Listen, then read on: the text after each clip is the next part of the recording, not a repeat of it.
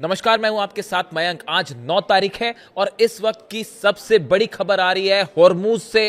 Hormuz में America का एक लड़ाकू अपाचे हेलीकॉप्टर तबाह हो गया है। देखिए, अपाचे हेलीकॉप्टर अमेरिका के वो हेलीकॉप्टर्स हैं जिनका इस्तेमाल ईरान की जो बोट्स हैं, जिनसे लगातार ईरान जो है हॉर्मूज में पेट्रोलिंग करता है या हमले करता है, उन पर निशाना बनाने के लिए अमेरिका इस अपाचे हेलीकॉप्टर्स का इस्तेमाल कर रहा था। और जो खबरें हैं उसके मुताबिक अपाचे हेलीकॉप्टर हॉर्मूज में तबाह हो गया है।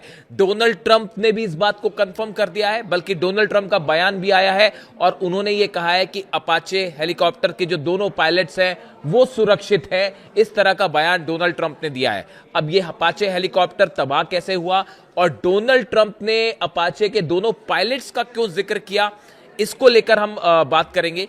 देखिए, सबसे पहली बात, इस समय जो डिफेंस सर्कल में खबरें हैं वो खबरें ये हैं कि ईरान ने शाहिद 136 ड्रोन से अमेरिका के अपाचे हेलीकॉप्टर को मार गिराया। यह हमला उस वक्त हुआ बताया जा रहा है जब इजराइल और ईरान के बीच लगातार मिसाइलें बरस रही थी, हमले हो रहे थे एक दूसरे के बीच। इन्हीं हमलों के बीच में हॉर्मूज में अमेरिकी हेलीकॉप्टर गिर जाता है। देखिए, अभी जो व्हाइट हाउस की तरफ से जो बयान है या अमेरिका की तरफ से जो बयान आए हैं वो इसे एक दुर्घटना बता रहे हैं कि एक हादसा हुआ, उसमें शायद कोई खराबी आई, उसकी वजह से अपाचे जो है वो गिर गया। इस तरह की खबरें हैं और रेस्क्यू चलाया गया बड़ा भारी और वो पायलट्स को किसी तरह बचाया गया, ऐसा बयान अमेरिका की तरफ से। लेकिन ऑफिशियली अभी सेंटकॉम की तरफ से या फिर व्हाइट हाउस की तरफ से या विदेश विभाग अमेरिका का, वो अभी इस बात को साफ कुछ नहीं कह रहा है कि यह हादसा था या ईरान ने हमला किया था, बल्कि एक इन्वेस्टिगेशन भी शुरू हो गया है अमेरिका में कि अपाचे क्या ईरान के हमले से गिरा है। देखिए, पहले भी इस तरह की खबरें आई कि चाहे जेरल्ड आर फोर्ड हो या अब्राहम लिंकन हो, इस तरह की तमाम खबरें थी कि इन पर हमले हुए। अमेरिका ने पहले उसको स्वीकार नहीं किया, हाथ से बताते रहे, और हकीकत यह है कि जेरल्ड आर फोर्ड का तो यह हाल हो चुका है कि वो दूसरी बार शायद उसको उतारा ही ना जाए समंदर में, इतने बुरे हाल है। इसीलिए जो खबरें हैं डिफेंस सर्कल में ये मान के चला जा रहा है कि ईरान ने शाहिद 136 ड्रोन से इस अपाचे हेलीकॉप्टर को मार गिराया है। अब देखिए, अपाचे हेलीकॉप्टर, एक हेलीकॉप्टर गिरने को आप ये भी कह सकते हैं कि भाई एक ही हेलीकॉप्टर गिरा है, लेकिन इसके बड़े मायने हैं। बड़े मायने क्यों हैं? आप अपाचे हेलीकॉप्टर की जो खास बातें हैं वो देख लीजिए। यह हेलीकॉप्टर में 16 हेलफायर या एंटी टैंक मिसाइल्स हैं, मतलब इसमें 16 हेलफायर मिसाइल्स होती हैं, जो कि सबसे आधुनिक हेलीकॉप्टर्स में से एक माना जाता है अपाचे। इसमें हाइड्रा 70 हाइड्रा रॉकेट्स होते हैं और 30 mm की ऑटो कैनन मशीन गन से लैस होता है, जो एक बार में बड़े हमले कर सकता है। यानी ये कॉम्बैट जोन में, वॉर जोन में सबसे ज्यादा एग्रेसिव, सबसे ज्यादा इस्तेमाल किए जाने वाले प्रभावशाली हेलीकॉप्टर्स में इसकी गिनती होती है। 1 मिनट में कई राउंड इससे फायर हो सकते हैं। इसमें अगर आप रडार की बात करें तो लैंगोबो रडार है, जो जिसमें थर्मल, नाइट विजन सब कुछ लगे होते हैं। यानी कुल मिला के देखिए, ये एक ऐसा हेलीकॉप्टर है जो इस तरह के ऑपरेशंस में जो हॉर्मूज में होते हैं। बार बार ये बात कही जा रही थी कि अगर हॉर्मूज में कोई ग्राउंड ऑपरेशन होगा तो उसमें अमेरिका की तरफ से सबसे ज्यादा अपाचे का इस्तेमाल होने वाला है, इस तरह की खबरें थी। पिछले 1 महीने के अंदर अपाचे हेलीकॉप्टर्स की संख्या बहुत ज्यादा बढ़ गई है, खास तौर पर हॉर्मूज के आसपास के इलाकों में, जो आइलैंड्स हैं उनके आसपास के इलाकों में। देखिए, इसकी स्पीड और रेंज की बात करें तो ये 280 से 365 किलोमीटर प्रति घंटे की रफ्तार से उड़ सकता है और करीब 3 से 4 घंटे तक ये हवा में रह सकता है बिना रिफ्यूलिंग के। यानी आप देखिए, ये वो हेलीकॉप्टर है जिसको लेकर ईरान की तरफ से हमेशा से ईरान की सेना बेहद सतर्क रही है और इनके मूवमेंट पर खास नजर रखी जा रही थी कि अगर ग्राउंड ऑपरेशन होगा तो इसका इस्तेमाल होगा। अब देखिए, ऐसे हालात में जब इजराइल और ईरान के बीच मिसाइल्स फायर हो रही हैं, लगातार फाइटर जेट्स हमले कर रहे हैं, ऐसे में हॉर्मूज के में जो है वो एक अमेरिका का हेलीकॉप्टर जो ईरान के वाटर्स के, ईरान का जो सीमा है उसके बेहद करीब उड़ रहा है और उस पर हमला होता है या वो गिर जाता है। इसीलिए कहा जा रहा है, ऐसा अंदेशा है कि ये शाहिद 136 से इस पर हमला किया गया और हॉर्मूज इसको गिरा दिया गया।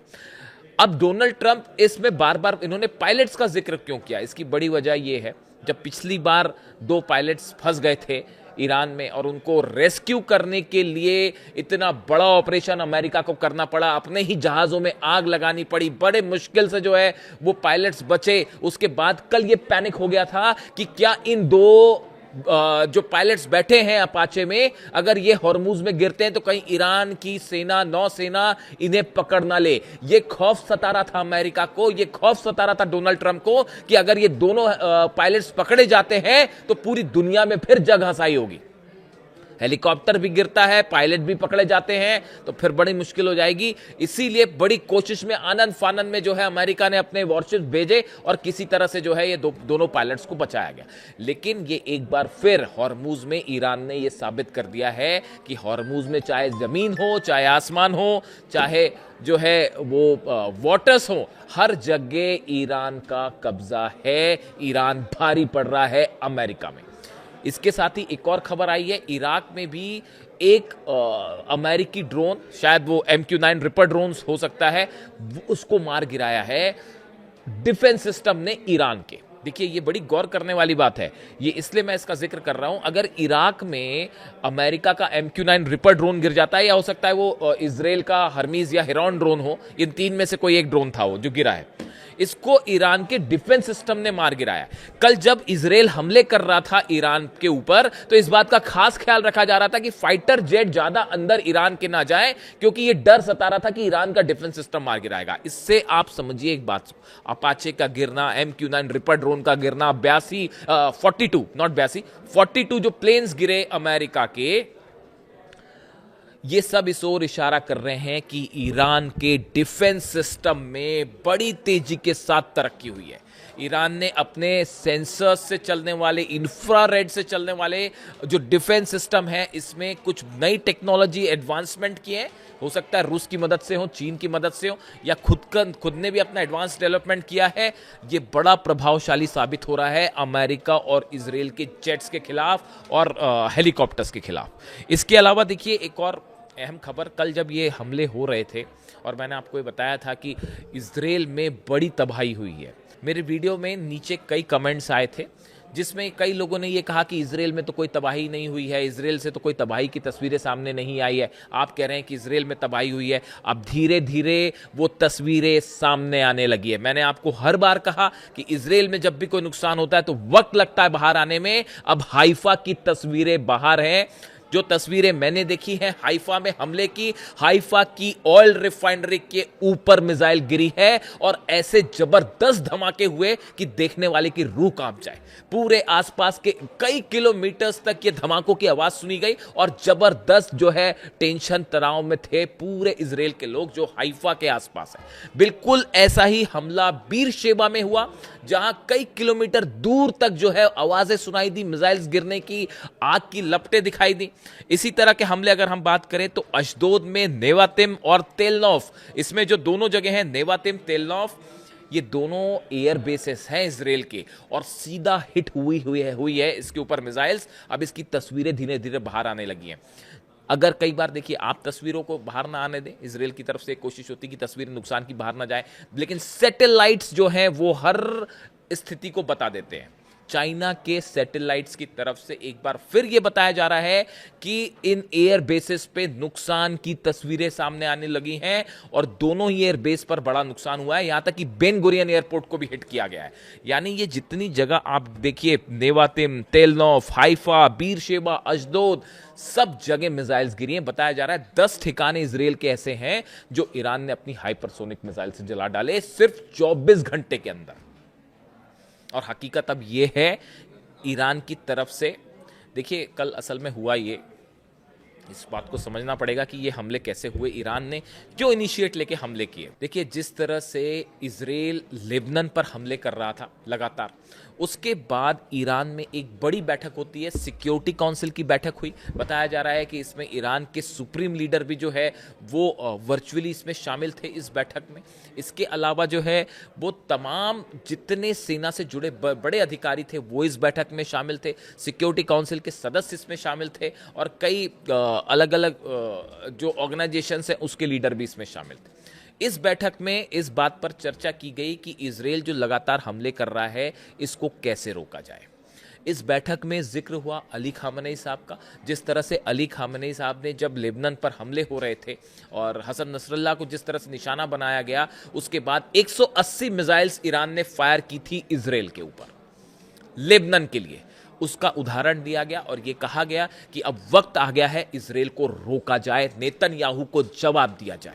और इस बैठक में फैसले में यह फैसला हुआ कि जो अंजाम होगा, अब लेबनान को बचाने के लिए हमला किया जाएगा। और यह शर्त इजराइल के सामने रख दी गई है कि अगर अब फिर से हमला होगा तो फिर ऐसी ही हाइपरसोनिक मिसाइल से अटैक होगा।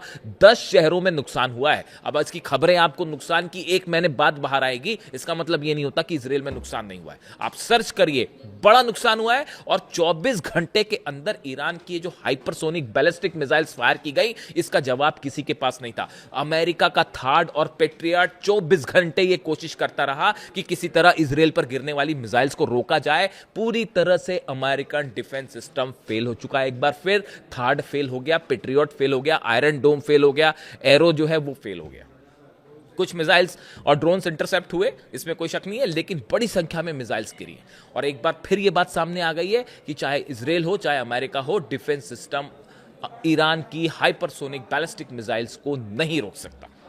ये फिर इस नुकसान ने सामने रख दी है इस बात को। और अब एक बार फिर जो है ईरान की तरफ से बात कह दी गई है कि अगर अब फिर से हमले होते हैं तो अंजाम फिर वही होगा। लेकिन अब आज सुबह की जो खबरें हैं कि टायर और नबाती, ये 2 इलाके हैं लेबनान के, जहां पर एक बार फिर इजराइल की सेना ने हमले किए हैं। ये आज के हमले हैं, नए हमले हैं, जिसके बाद ये अंदेशा जताया जा रहा है कि अगर ये हमले जारी रहे तो एक बार फिर आज की रात ईरान की तरफ से हमले हो सकते हैं इजराइल के ऊपर। अब ये इजराइल को तय करना है कि इजराइल क्या चाह रहा है, नेतन्याहू क्या चाह रहे हैं। अब अगर किसी भी तरह का हमला होता है लेबनान में तो ईरान ने साफ रेड लाइन खींच दी है कि आपको नतीजा मिसाइलों से मिलेगा। इसके अलावा देखिए एक बेहद अहम खबर है जो कल इस पर मेरी नज़र थी। कई जगह कल सोशल साइट्स पे इस तरह के दावे हुए कि जो IRGC चीफ हैं अहमद वाहिदी साहब, इन पर हमला हुआ है। इस तरह की खबरें कल कई जगह थी सोशल साइट्स पे, मैंने देखी वो खबरें। इसको लेकर मैं 2 बात कहना चाहूँगा। पहली बात तो ये कि अभी तक किसी तरह का कोई कंफर्मेशन नहीं है कि अहमद वाहिदी साहब पर हमला हुआ है, बात नंबर 1। बात नंबर 2, ईरान के लिए ये बेहद ज़रूरी है, ईरान के लिए ये बेहद अहम है कि ईरान के जो कमांडर्स हैं या जो साइंटिस्ट हैं, न्यूक्लियर साइंटिस्ट या जो बड़े पदों पर बैठे अधिकारी हैं, इनकी हर हालत में रक्षा की जानी चाहिए।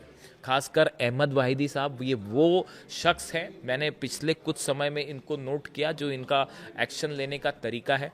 ये अली खामनेई साहब के बेहद करीबी रहे हैं और बेहद एग्रेसिव अप्रोच रहा है इनका। इस एग्रेसिव अप्रोच की वजह से आज आप हॉर्मूज पे बात करें, अमेरिका की सेना घुटनों पर है। अगर आप डील की बात करें, अमेरिका घुटनों पे है। ट्रंप अपनी शर्तों पर डील नहीं करवा पा रहे, उसकी बड़ी वजह है अहमद वाहिदी साहब। आज इजराइल पर अगर प्रीएम्प्टिव स्ट्राइक करी ईरान ने लेबनान के लिए, जो एग्रेसिव अप्रोच रखा है, उसमें भी बड़ी वजह, बड़ा रोल अहमद वाहिदी साहब का है। इसीलिए मैं देखिए अपने 3 वीडियो में मैं पहले ही कह चुका हूं, आप पिछले 1 महीने के मेरे 3 वीडियो उठा के देखिए, मैं बार बार इस बात को कह रहा हूं कि ईरान के सेना प्रमुख IRGC चीफ अहमद वाहिदी साहब इजराइल के और CIA के, अमेरिका के निशाने पर है। देखिए ये बात अच्छी है, ठीक है कि कोई भी देश का जो अधिकारी है वो ये सोच सकता है कि मैं देश के लिए शहीद होना चाहता हूँ।